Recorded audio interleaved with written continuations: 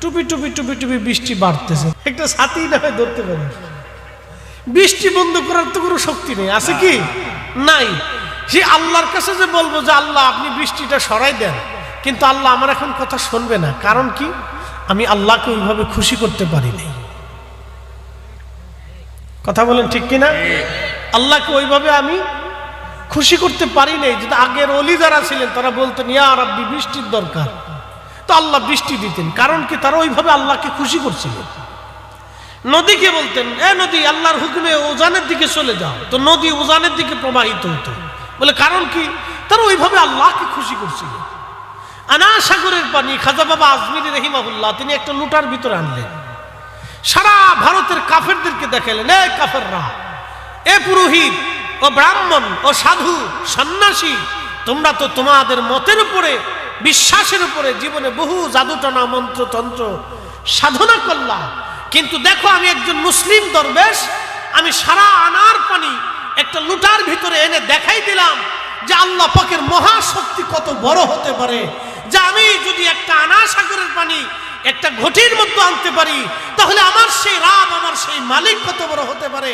আর আমি তার বিশ্বাসের কারণে আজকে তোমাদেরকে এই অবাস্তবকে বাস্তব করে দেখাইলাম। এটাকে বলা হয় কারামাত।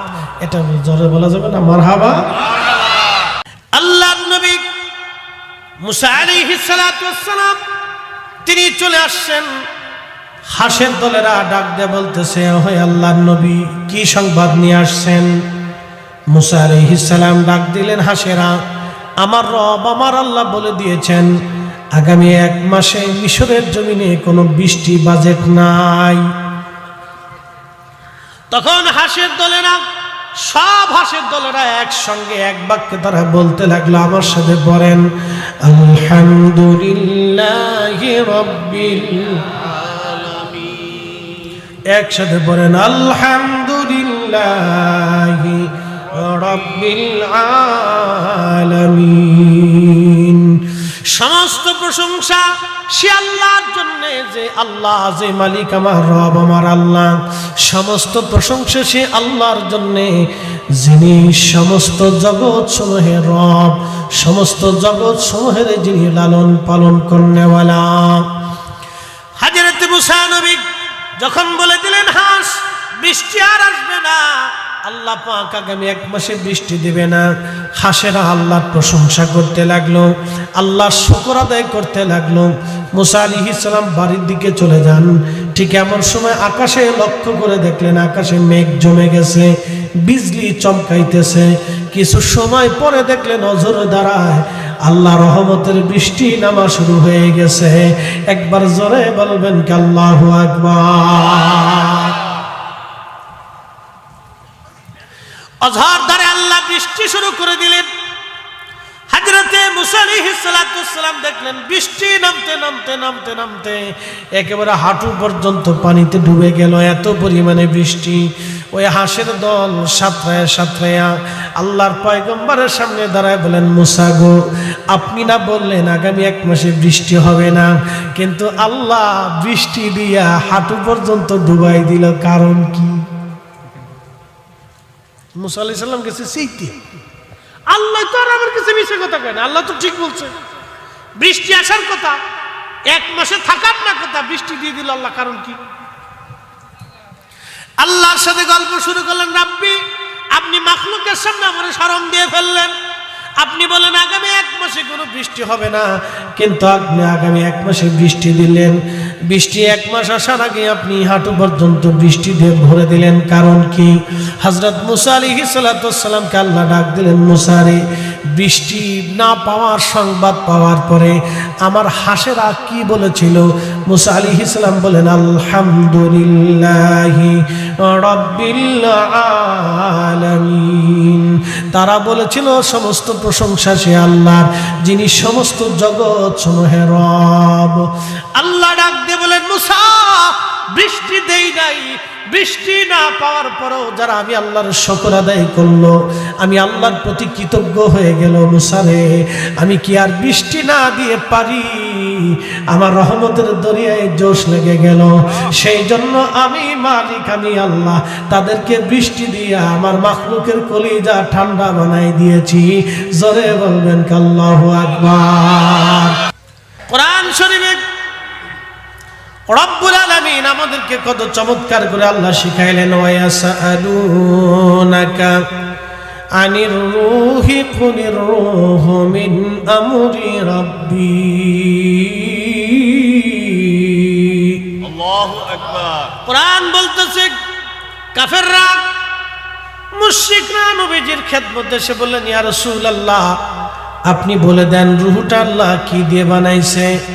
আল্লাহ রাব্বুল আলামিন জবাব দিলেন, হাবিব উম্মতকে জানায় দেন এই রূহটা আমি আল্লাহ পাকের একটা হুকুম মাত্র। যখন হুকুম হয়েছে তখন মানব দেহে আসছে, আবার যখন হুকুম হবে মানব দেহ থেকে নিয়ে যাওয়া হবে। ঠিক কিনা? তাহলে দোয়া পর্যন্ত থাকি। আমাদের মা চলে গেছে কবরে, বাবা চলে গেছে কবরে, তাদের জন্য তো একটু দোয়ার দরকার আছে। বাবা তারা তো হক পায় আমাদের কাছে, তাই না? এই বৃষ্টির ভিতরে তো মা আপনাকে আমাকে রান্না করে খাওয়াইছিল। এই বৃষ্টিতে একদিন হয়তো ঘরের ভিতরে পানি পড়তো, মা নিজের পানির ভিতরে থেকে আমাকে শুকনায় রাখছিল, তাই না? আজকে মার কবরে বৃষ্টি পড়তেছে, আমাদের দেওয়ার মতো কি আছে? আমরা একটু দোয়াই তো দিতে পারবো, তার তো বেশি কিছু দেওয়ার সুযোগ আমাদের নাই। এই জন্য বুঝতে হবে বাবাজি, কিছু কিছু বিষয় আছে আমাদেরকে ঠান্ডা মস্তিষ্কে বুঝতে হবে। প্রিয় উপস্থিতি, রব্বুল আলামিন এই রূহ নামক ইঞ্জিনটা আমার আল্লাহ মায়ের পেটের ভিতরে আমাদেরকে দিলেন 6 মাস না 4 মাস সময়ে। আল্লাহ বলেন, ওয়া জাআলা সুম্মা জাআলা নাসলাহু মিন সুলালাতিন মিন মাইন মাহিন। আমি মানুষের বংশ বিস্তার করেছি। মানুষ যে বংশ বিস্তার হয়, ছেলে হয়, মেয়ে হয়, নাতি হয়, হয় না? হয়। আপনার ছেলে হলো, ছোট্ট ছেলেটা ধীরে ধীরে বড় হলো, তার বিয়ে দিলেন, একটা নাতি হলো, ধীরে ধীরে সেও বড় হলো, আবার নাতি বিয়ে দিলেন, নাতির ঘরে আপনার পুতি হলো। এমনও ব্যক্তি আছে নাতির ঘরে পুতি দেখে তারপরে মারা গেছে। ঠিক কিনা? এরকম আছে। এই যে কোরআন বলতেছে, সুম্মা জাআলা নাসলাহু মিন সুলালাতিন মিন মাইন মাহিন। আমি মানব জাতির বংশ বিস্তার করলাম এক বিন্দু পানি থেকে, যেই পানিটা বাবার পৃষ্ঠদেশ থেকে, মায়ের বক্ষদেশ থেকে প্রবাহিত হয়ে নীরব পদাধারী রেহেমে আল্লাহ আমার পেটের মধ্যে রেখে দিয়ে প্রথম 40 দিন আল্লাহ রিফাইন করলেন। 40 দিন রিফাইন করার পরে ওই পানির অংশটাকে আল্লাহ রক্তের অংশ বানাইলেন। আরো 40 দিন রিফাইন করার পরে ওই রক্তের অংশটাকে আল্লাহ গোশতের টুকরা বানাইলেন। ওই গোশতের টুকরাটা আরো 40 দিন রিফাইন করার পরে হাত, চোখ, কান, নাক, হাত, পা, কলিজা, ফেফসা, নারী বুড়ি অঙ্গ প্রত্যঙ্গ আল্লাহ বানাইলেন। 120 দিনের মাথায় আমার আল্লাহ রূহ নামক ইঞ্জিনটা জিব্রাইলের মাধ্যমে রূহের জগৎ থেকে মায়ের রেহেমের ভিতরে আল্লাহ ঢুকাইয়া দিলেন, ফুকাইয়া দিলেন। একবার জোরে বলবেন কি আল্লাহু আকবার। আমাদের কোনো শক্তি আছে না, আমরা কিছু ছিলাম এক সময় না, কিচ্ছু ছিলাম না। দুনিয়ার একটু সাধারণ ক্ষমতা পাওয়ার পর আমরা মনে করছি বিরাট কিছু হয়ে গেছে। বড় আফসোস। কোরআন বলতেছে, কাইফা তাকফুরুনা বিল্লাহি ওয়া কুনতুম আমওয়াতা। আল্লাহু আকবার। হে মানুষ, তুমি কিছুই ছিলে না, তুমি কিচ্ছু ছিলে না, তুমি মৃত্যু ছিলা, নির্জীব ছিলাম। বাবার শরীরের নির্গত ওই পানির মধ্যে তুমি ছিলা, বাবার শরীরের নির্গত পানির মধ্যে তুমি ছিলা। তুমি কিছুই ছিলে না, একসময় নির্জীব, নিষ্প্রাণ, নিষ্প্রাণ নির্জীব, একবারে মৃত ছিলা তুমি কিচ্ছু ছিলে না এক সময়। আমি রব্বুল আলামিন আমি তোমাদেরকে আবার জীবন দিলাম, কাঠামো দিলাম, জিন্দিগি দিলাম, বাবা দিলাম, মা দিলাম। ছোট্টকালে মায়ের পেট থেকে তুমি দুনিয়াতে আসছো, মায়ের রেহেমে তুমি ছিলা। তোমার খাবারের পানিটুকু আমি আল্লাহ মায়ের রেহেমে আমি জমা করে দিয়েছি। তোমার পুষ্টিটা মায়ের নারীর মাধ্যমে আমি আল্লাহ তোমাকে দিয়েছি। মার রেহেমের ভিতরে 120 দিনের মাথায় আল্লাহ পাক রূহ নামক ইঞ্জিনটা দিয়ে দেন। মার নারীর সাথে সন্তানের নারীর অ্যাডজাস্ট করে দেন। মা খাইলে সন্তানের খাবার খাওয়া হয়, মা ঘুমাইলে সন্তানের ঘুম হয়, মা সুস্থ থাকলে সন্তান সুস্থ থাকে। এই জন্য ডাক্তাররা বলে গর্ভবতী নারী যারা, অন্তঃসত্ত্বা নারী যারা, তোমরা তাদেরকে ভালো খাবার খাওয়াও। আল্লাহর নবী আমাদেরকে একটা গর্ভবতী নারীদের জন্য চিকিৎসা দিয়ে গেলেন। আল্লাহর নবী বললেন, ও আমার উম্মতেরা, তোমরা গর্ভবতী নারীদেরকে খেজুর খাওয়াও। কি খাওয়াও? এই ঘুমাবেন না, ঝিম দিবেন না, রাত বেশি হয় না, বৃষ্টি পড়ছে তো শরীরে মজা লাগতেছে। কথা ঠিক কিনা? একসাথে বলেন, কি খাওয়াও? নবীজি গর্ভবতী নারীদেরকে কি খাওয়াইতে কইছে? আমরা তো খালি ফুসকা খাওয়াই, ফুসকার চটপটি। উরে খায়, বাপরে বাপ, নাম দিছে বিসমিল্লাহ চটপটি হাউস। চটপটির বিরাট মার্কেট। ফুসকা, চটপটি, আবি জাবি, সিঙ্গারা, ফুরি, ফসা মশা এগুলি খায়, হুসবে না, খালি খাইতে থাকে। আল্লাহর নবী বলেন, উম্মত, তোমার গর্ভবতী স্ত্রীকে তুমি খেজুর খাওয়াও, কারণ খেজুর আল্লাহর জান্নাতের ফল। একসাথে জোরে বলবেন কি মারহাবা। কিসের ফল? জান্নাতের ফল। শুধু জান্নাতের ফল না, আমাদের দেহের একটা অংশ। বলবেন হুজুর সেটা কেমন বুঝাই? আল্লাহর নবী বললেন, ওয়াবাদা খালকাল, কোরআন বলতেছে ওয়াবাদা খালকাল ইনসানি মিন তিন, আমি মানব জাতি সৃষ্টির সূচনা করলাম মাটি থেকে। আদম সফিউল্লাহকে আল্লাহ মাটি দিয়ে বানাইলেন। যেই মাটি দিয়ে আদমের দেহ বানানো হলো, তার অতিরিক্ত পড়ে যাওয়া মাটি থেকে আল্লাহ খেজুর গাছ বানাইছিলেন। এটা আমার বক্তব্য না, আল বেদায়াত ইমাম ইবনে কাসির আল্লাহ রসুলের বরাত দিয়ে লিখেছেন। আল্লাহর নবী বলেন, উম্মত রে, তোমরা বেশি বেশি তোমাদের বাচ্চাদেরকে খেজুর খাওয়াও, গর্ভবতী নারীদেরকে খেজুর খাওয়াও, তোমরা নিজেরা খেজুর খাও, কারণ এটা আদম সফিউল্লাহর অতিরিক্ত মাটি থেকে গাছ বানানো হয়েছে। এটা জান্নাতের ফল। এই খাবার খাইলে তোমাদের শরীর হৃষ্টপুষ্ট হবে। একবার জোরে বলা যাবে কি মারহাবা। এই গোলাপান এদিকে, খালি হাফ প্যান্ট পরে ঘুরতেছিস, এদিকে আয় বাবা, আয় আয়, আসো আব্বু, আসো আসো। এই তুই আজকে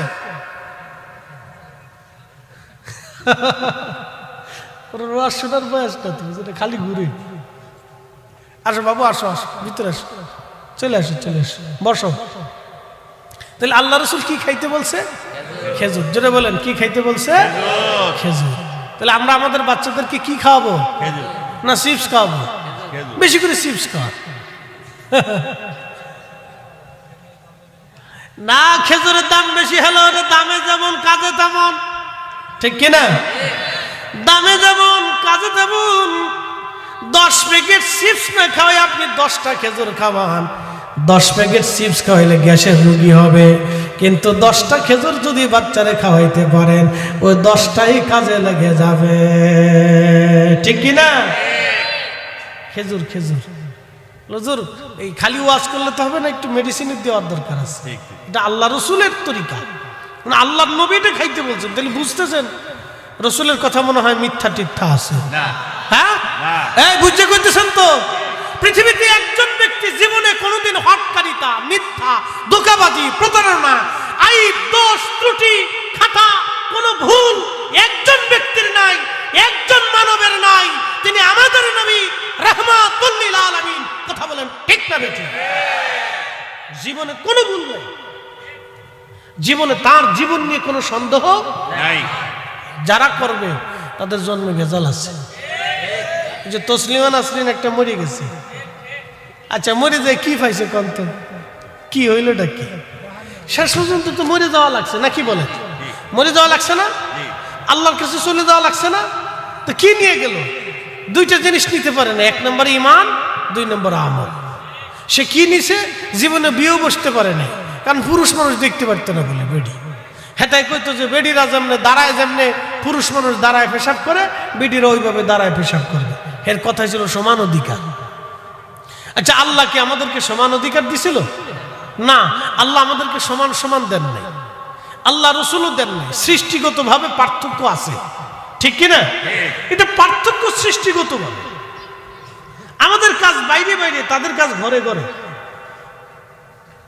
নারী যদি বাইরে চলে আসে তাহলে বিপদ। এই জন্য আল্লাহ নারীদেরকে ঘরে ঘরে, পুরুষদেরকে বাইরে বাইরে। এটা সৃষ্টিগতভাবে। সৃষ্টিগতভাবে আল্লাহ রাব্বুল আলামিন এগুলি করছেন। তাসলিমা নাসরিন মরে গেল, নামটা ছিল তার মুসলমানের নাম, জন্ম হয়েছিল মুসলমানের ঘরে, মা ছিল একজন নামাজি, কিন্তু ভাগ্যক্রমে একটা কন্যা সন্তান আসলো, সে হয়ে গেল নাস্তিক। মরণের সময় সে কিছুই রাখতে পারল না, ইজ্জত না, দুনিয়াও না, আখিরাতও পেল না, কোথাও কিছুই সে পেল না, চলে গেল আজ আল্লাহর কাছে।